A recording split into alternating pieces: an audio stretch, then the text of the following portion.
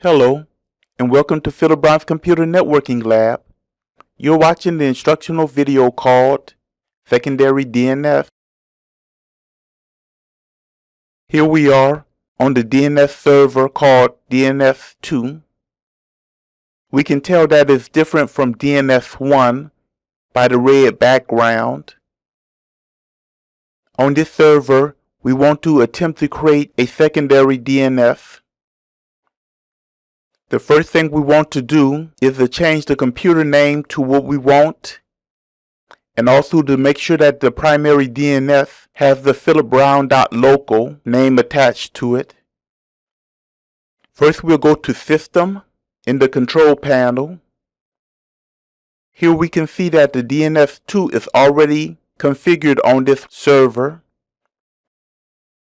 We'll go to Change Settings. And in the System Property box, we'll click the Change button. Next, we'll click on More and type in the philibrown.local name into the text box.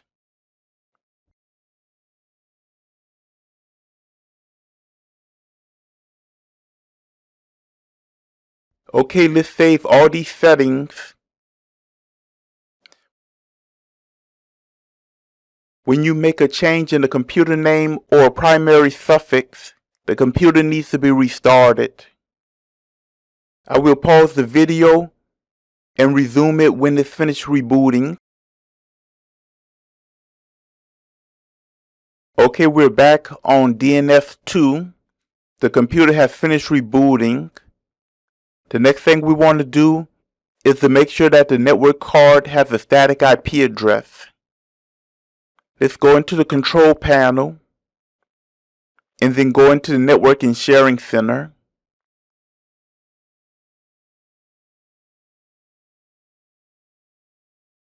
And then into Change Adapter Settings.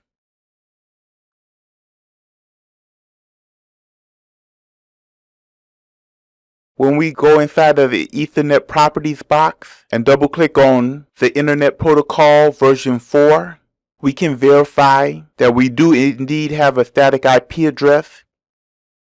And notice that this DNS server points to itself as being the DNS server.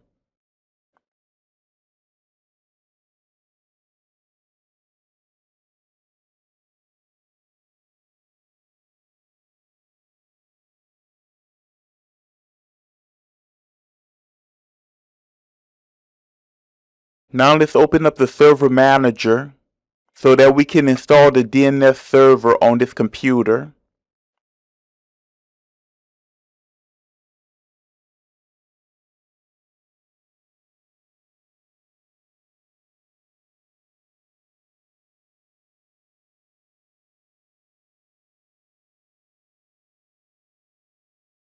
We'll click on the Manage button and choose Add Roles and Features. When the wizard appears, we'll go to the next section. This part asks us if we want to install this as part of a computer or as a virtual desktop infrastructure. We'll choose the top choice. And now it allows us to choose which server we want to install it on. Now we can add the DNS role.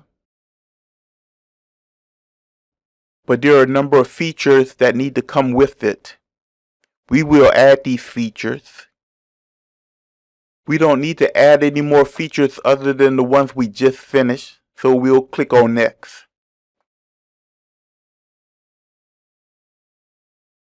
Okay, this is giving us just a little bit more information.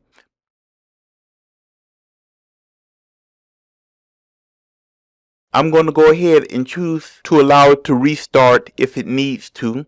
So I already know that when you install a DNS server, the computer does not need a restart. I will pause the video and restart it when it's finished.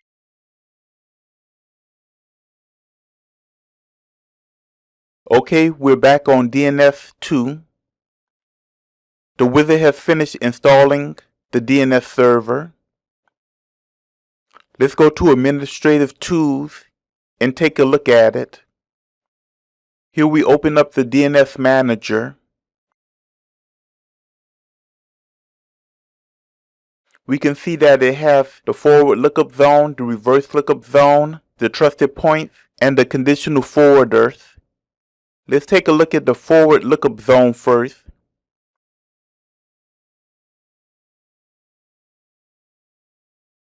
I'm going to create a new zone for philipbrown.local. Since the goal of this particular exercise is to create a secondary zone, I will choose the secondary zone. The secondary zone will pull information from the primary zone on the server called DNS1. Now let's type in the zone name, which is philipbrown.local. And now we'll have to point to the primary zone so that DNS2 knows where to get the DNS information from. Okay, we can see that everything checked out okay. It recognized that it is a DNS server. And now we'll click on Finish. Let's take a look at the DNS for the forward lookup zone. No information has been recorded yet. Now let's go to the reverse lookup zone and create a new zone.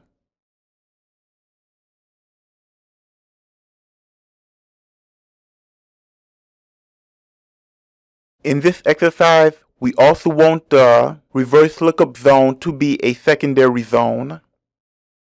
So we'll make that choice and then click on Next.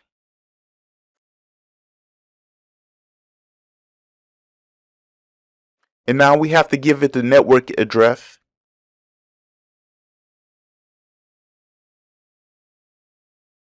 .10.0.0 and then Next.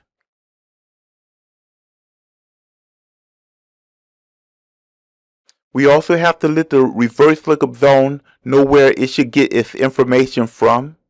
We will point it to the DNS1. Looks like everything is fine. And now all we have to do is click Finish.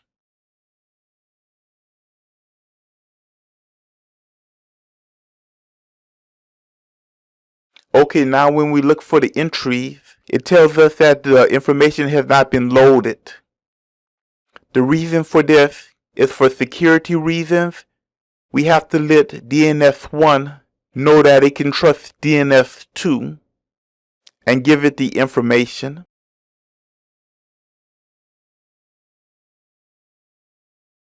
Okay, here we are back on DNS1.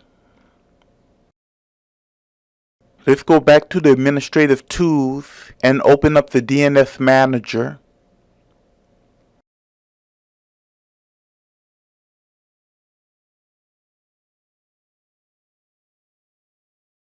The first thing I want to do is to give DNS1 a record of DNS2.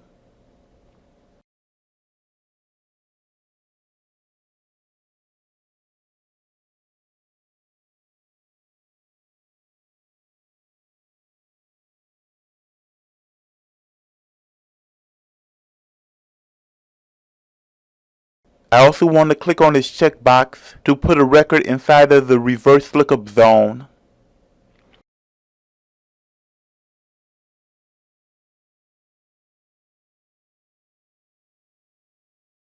Here we can see that DNS2 didn't appear,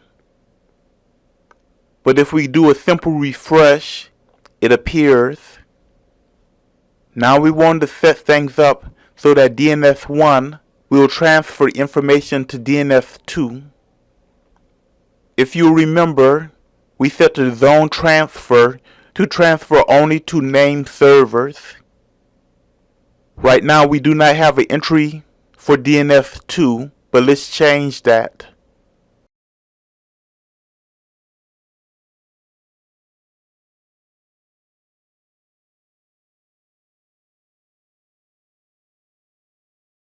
We see that there is a red X, but this simply means that DNS1 does not recognize DNS2 as being over the zone.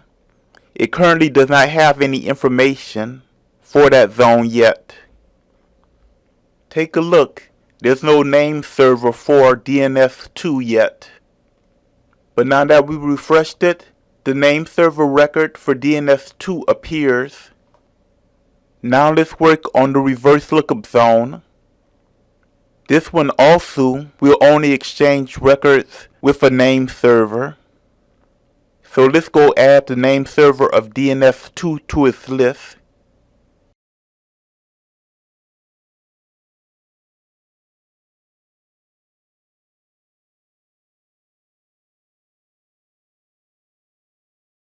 We see that this one also creates the error because it does not yet recognize DNS2 as being authoritative over the reverse lookup zone.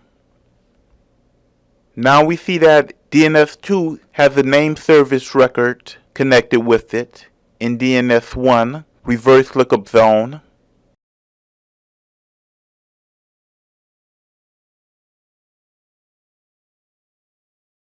Now we're back on DNS2.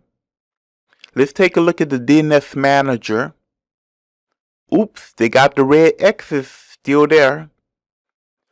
But one thing about the DNS manager is that you often have to refresh the manager in order to get the most recent information.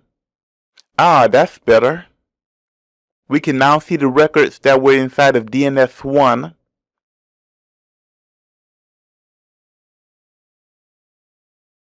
Let's go ahead and refresh the reverse lookup zone.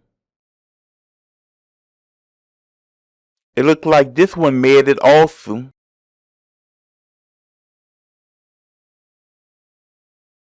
We have just looked at a method that we can use to create a secondary zone for fault tolerance and load balancing. I hope this video has been informative, and I thank you for viewing.